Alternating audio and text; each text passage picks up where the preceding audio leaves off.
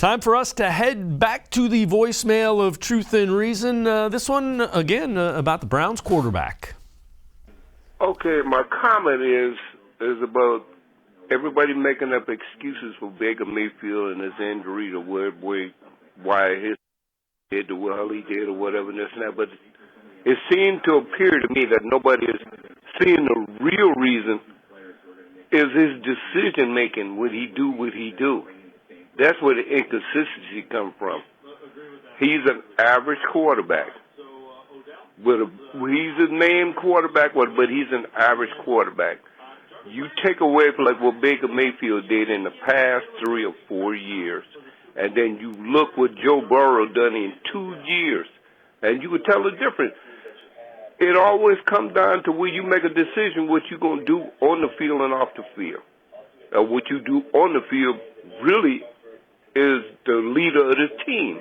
So, like, my opinion is, I mean, I don't have nothing against Baker Mayfield, but like I said, the guy, he makes bad decisions on the field when he quarterbacks this team. Now, that's my opinion.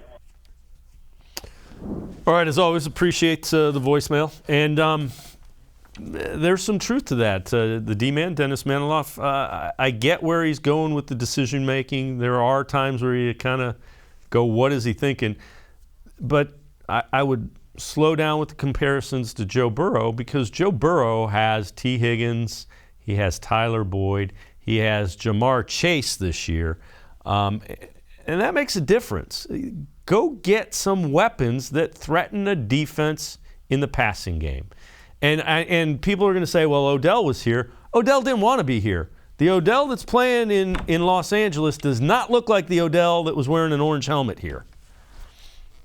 Yeah, and first of all, let me say about Baker off the field, I've got no issues with Baker Mayfield off the field. I think he's been fine, and he does charity work and all that stuff, and I know we like to poke him when he has all those progressive commercials and he doesn't play well, but realistically, I don't think his off the field stuff is in any way, shape, or form affecting what he's doing on the field, and I think he comes to camp ready to go, and I think he comes to camp in pretty good shape.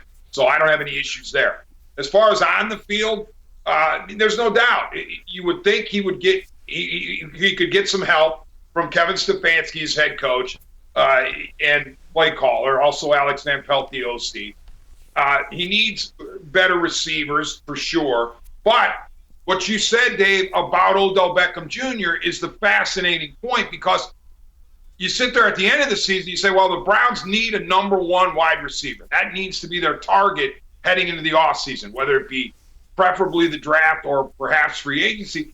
Well, they had one. They had a number one wide receiver, and it didn't work out, specifically in the Stefanski era. Odell Beckham Jr.'s productivity under Stefanski was average at best in the 2 seasons that he played for Kevin Stefanski. Then the question is why?